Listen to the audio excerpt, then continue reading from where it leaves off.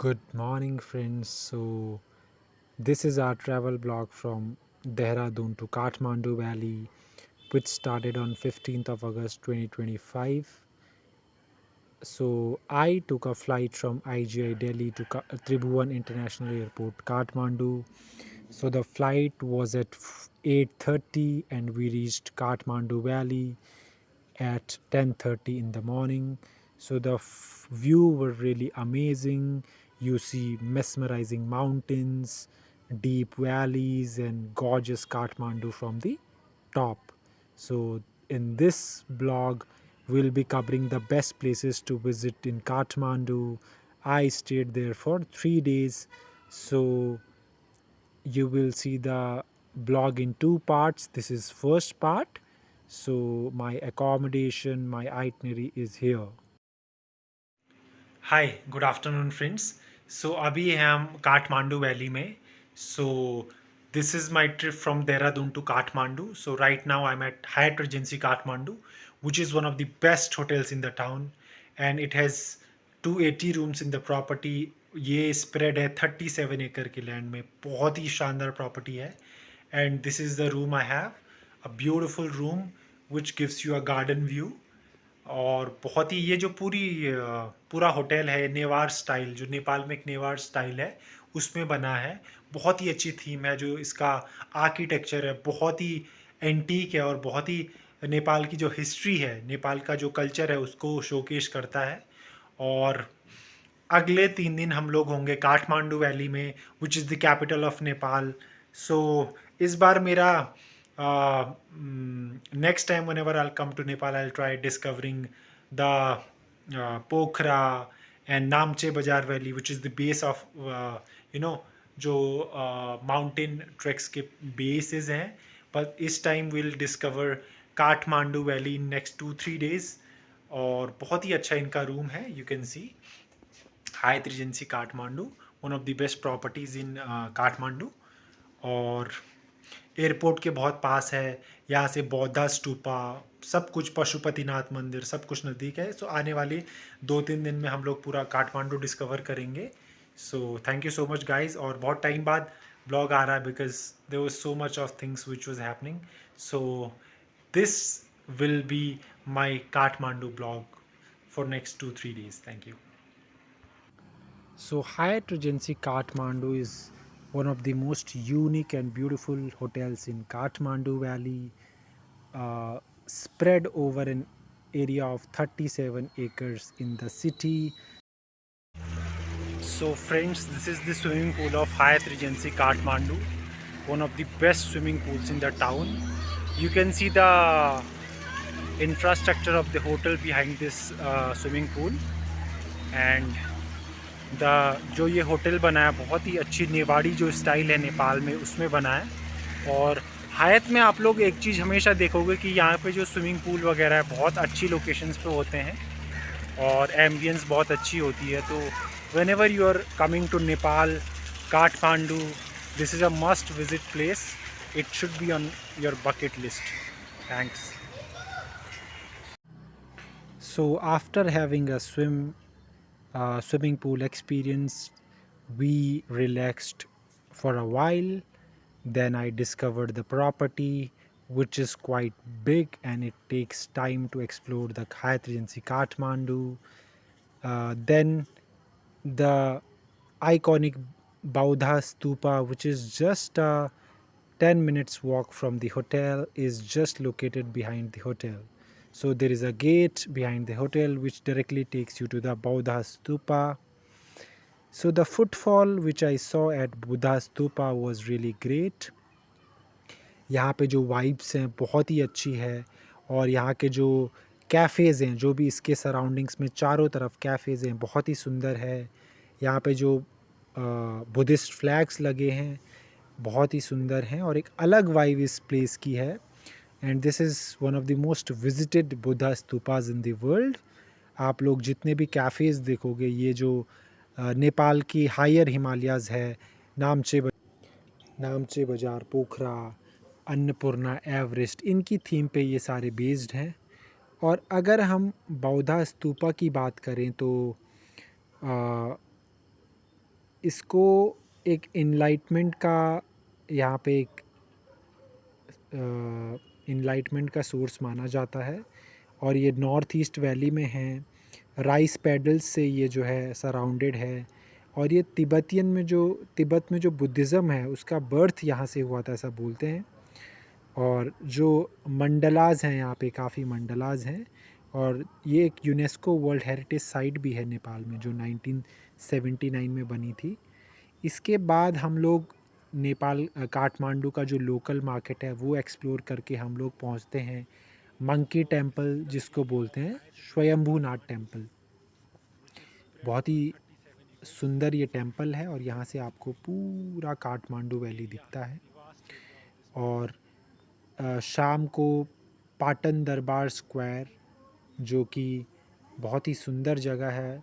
और काठमांडू में जो मैंने एक्सपीरियंस किया वो किया यहाँ का आर्किटेक्चर और यहाँ का जो यूनिक एक नेवारी आर्किटेक्चर है बिल्डिंग्स का बहुत ही शानदार है जो इस सिटी को सबसे डिफरेंट बनाता है।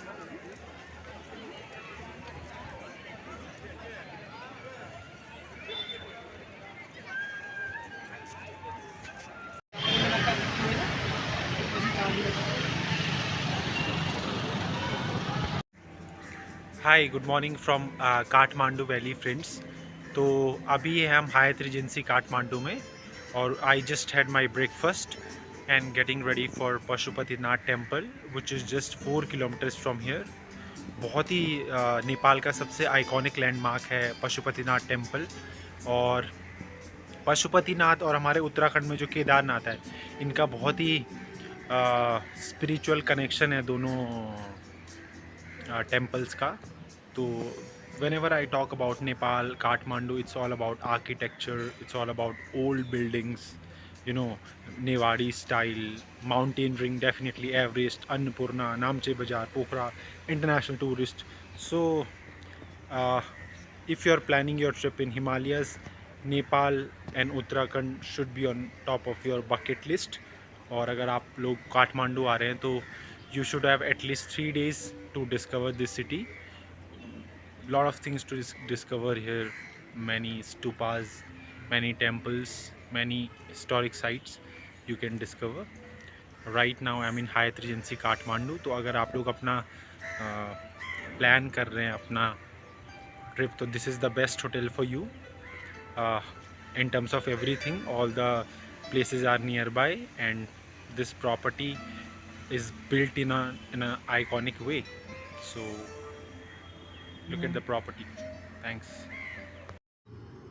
सो हायत रिजेंसी काठमांडू में ब्रेकफास्ट करने के बाद मौसम थोड़ा सा ओपन हुआ, थोड़ी सी बारिश थी। तो मौसम वैसे भी काठमांडू की जो हाइट है वो 1400 मीटर है अब सी लेवल। तो ये चारों तरफ से माउंटेन से घिरा हुआ है इसीलिए दिस इज़ कॉल्ड वैली। और जहाँ पे मैं रुका था हायत रिजेंसी वो पूरा नेवारी स्ट्रक्चर में बना है। और इन्होंने एक म्यूज़ियम टाइप का बनाया है तारा गाँव म्यूज़ियम जो अपने आप में बहुत ही एक आइकॉनिक इनका लैंडमार्क बन चुका है। यहाँ पे मील्स भी सर्व होती हैं और जो हायत होटल्स हैं जितने भी इंडिया में और नेपाल में इसका एरिया बहुत बड़ा है।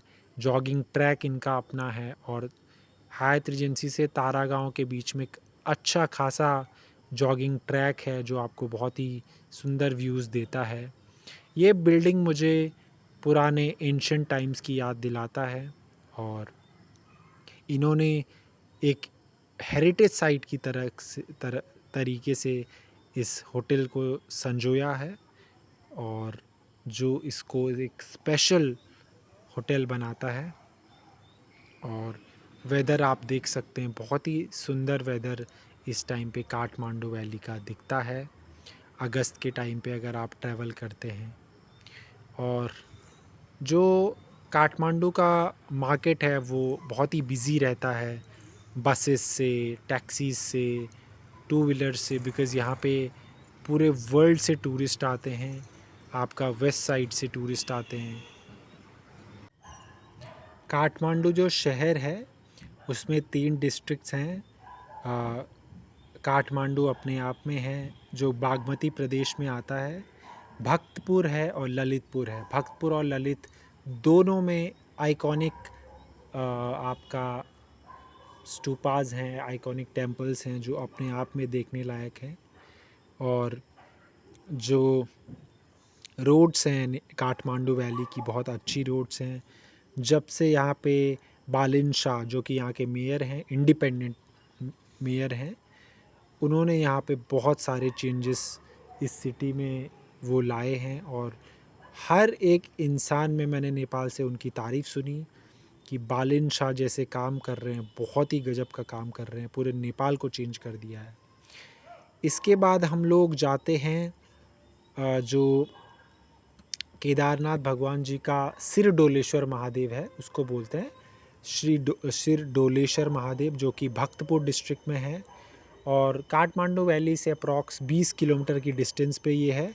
अच्छी खासी हाइट पे है, तो आपको यहाँ से पूरी वैली का व्यू दिखता है, जैसा कि स्वयंभूनाथ टेम्पल से आपको दिख रहा था।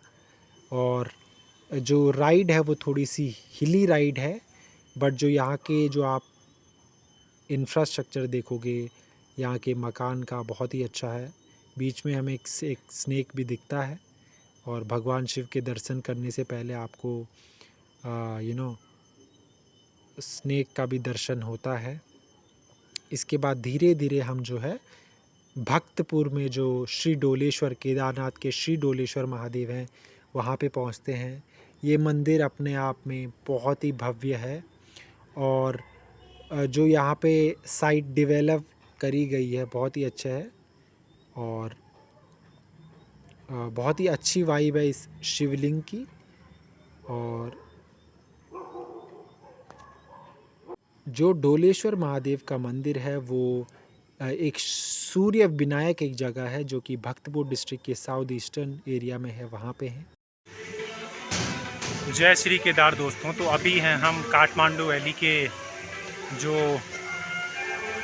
भक्तपुर डिस्ट्रिक्ट में डोलेश्वर महादेव है, जहाँ पे केदारनाथ भगवान जी का सिर की पूजा होती है। तो अगर आप लोग पशुपतिनाथ में जो है जो पूजा होती थी पहले, अब 10 साल पहले लगभग ये माना गया कि डोलेश्वर में भगवान शिव का जो है जो भैंसे का रूप था, उसका जो सिर था वो डोलेश्वर में गिरा था। तो आप सबको गढ़वाल की कहानी पता है कि पंच केदारों में तुंगनाथ में सिर, तुंगनाथ में भुजाएं, आपका रुद्रनाथ में मुख, मदमहेश्वर में नाभि, और केदारनाथ में आपके पीठ की, और आपका कल्पेश्वर में केश की पूजा होती है। तो डोलेश्वर महादेव जो कि भक्तपुर में है, इसको श्री केदारनाथ को सिर डोलेश्वर महादेव मंदिर भी बोलते हैं। और बहुत अच्छी लोकेशन पे है, भक्तपुर डिस्ट्रिक्ट में है, और काठमांडू वैली से अप्रॉक्स 15 किलोमीटर आगे है।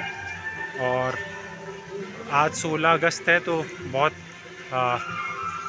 कृष्ण जन्माष्टमी और यहाँ पे सावन का आखिरी दिन है, तो बहुत अच्छा यहाँ पे भक्त लोग आए हैं। तो अगर आप लोग काठमांडू आ रहे हैं तो this is a must visit place. और हम लोग गढ़वाल से हैं, तो this has a significance for us. So please आइए आप लोग यहाँ पे। डोलेश्वर महादेव में श्रावण में महाशिवरात्रि और तीज में बहुत ही अच्छा मेला लगता है। और ये जो है शहर से अप्रॉक्स 20 किलोमीटर्स है। और काठमांडू वैली का बहुत ही आइकॉनिक ये मंदिर माना जाता है। और थोड़ी सी हाइक है, तो इसको बोलते हैं कि यहाँ से जो है केदारनाथ का हेड यहाँ पे है। और देखिए आप काठमांडू वैली का कितना सुंदर व्यू यहाँ से दिख रहा है। भक्तपुर डिस्ट्रिक्ट जो है उसमें ये मंदिर आता है, बहुत ही हिस्टोरिकल है।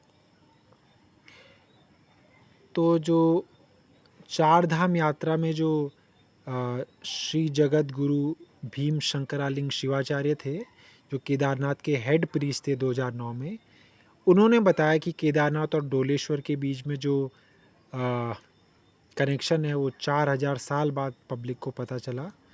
तो जैसा कि आप सबको पता है कि जो महाभारत में जो स्टोरी है कि जब पांडवों ने कौरवों का वध किया तो भगवान शिव उनसे रुष्ट हुए, और वो उनको माफ़ नहीं करना चाहते थे। तो वो हिमालय में कैलाश में गए, एक भैंसे का रूप धारण किया, और भैंसे का रूप धारण किया, लेकिन भीम को पता चला उन्होंने, तो भीम को उसको जो है जब उनकी पूंछ पकड़ी तो उन्होंने अपने को जो है सेपरेट कर लिया, तो उनके अलग अलग पार्ट पंच केदारों में टूटे और डोलेश्वर में उनका जो है सर मिला।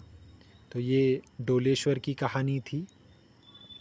इसके बाद हम लोग नेपाल के जो भक्तपुर डिस्ट्रिक्ट का जो हसल बसल मार्केट था, वो आप देख सकते हो कि पूरा नेवारी स्टाइल में ये मार्केट बना है।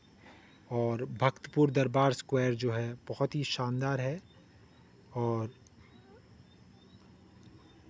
अगर आप लोग काठमांडू वैली आते हैं तो भक्तपुर ज़रूर आइए।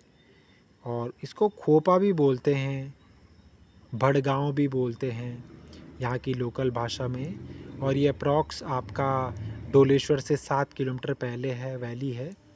और पूरा नेवारी स्टाइल में ये बना है। यहाँ का ड्रेस कोड भी बहुत अलग है, जो यहाँ का लोगों का ड्रेस कोड मैंने देखा। बागमती प्रोविंस में ही आता है। और 12वीं। जय श्री केदार दोस्तों, तो अभी हैं हम भक्तपुर दरबार स्क्वायर में और अभी डोलेश्वर महादेव के दर्शन करके, जो पशुपतिनाथ महादेव के सिर जहाँ पे विद्यमान है वहाँ पे दर्शन करके दरबार स्क्वायर में भक्तपुर में आ चुके हैं। बहुत ही एंशंट आर्किटेक्चर यहाँ का है। और मेरे पीछे आप देख सकते हो दरबार स्क्वायर पूरा है। तो जब भी आप काठमांडू आ रहे हो तो पशुपतिनाथ, दरबार square, Buddha stupa, Swayambhunath temple, monkey temple and Doleshwar Mahadev ज़रूर है। सो जो भक्तपुर डिस्ट्रिक्ट है वो जो है अपने आप में काठमांडू वैली की हिस्ट्री, कल्चर और लैंग्वेज का एक एपिटमी है। तो ये माना गया है कि इसकी खोज 12वीं शताब्दी में हुई और जो लिच्छवी डायनेस्टी यहाँ पे रूल करती थी उन्होंने यहाँ की इसकी फाउंडेशन रखी। ये तो फर्स्ट हाफ था मल्ला डायनेस्टी का 12वीं शताब्दी में। उस टाइम पे भक्तपुर ही नेपाल की कैपिटल हुआ करती थी। और ये एक यूनेस्को वर्ल्ड हेरिटेज साइट है अपने आप में। और इसको capital of music and dance भी बोला जाता है भक्तपुर को। और भक्तपुर के बाद हम लोग दोबारा से अपनी होटल की तरफ आए और वेदर बहुत अच्छा था। काठमांडू का वेदर बहुत ही अनप्रिडिक्टेबल है देहरादून की तरह, because this is a valley. और हम लोगों ने अमेरिकन, इंडियन, ब्रिटिश एम्बेसी देख के यहाँ से हम लोग अपने होटल की तरफ गए। नेपाल का जो लोकल फूड है वो टेस्ट किया। और यहाँ का जो वेदर है बहुत ही सुंदर मुझे लगा। और पहले दिन की जर्नी हमारी ये रही और बहुत ही अच्छी जर्नी रही हमारी पहले और दूसरे दिन की, जिसमें हमने बौद्धा स्तूपा, आपका मंकी टेम्पल और आपका डोलेश्वर महादेव भक्तपुर डिस्ट्रिक्ट डिस्कवर किया। नेक्स्ट पार्ट में हम बताएंगे कि पशुपतिनाथ महादेव, ललितपुर डिस्ट्रिक्ट और जो लोकल मार्केट है वो डिस्कवर करें।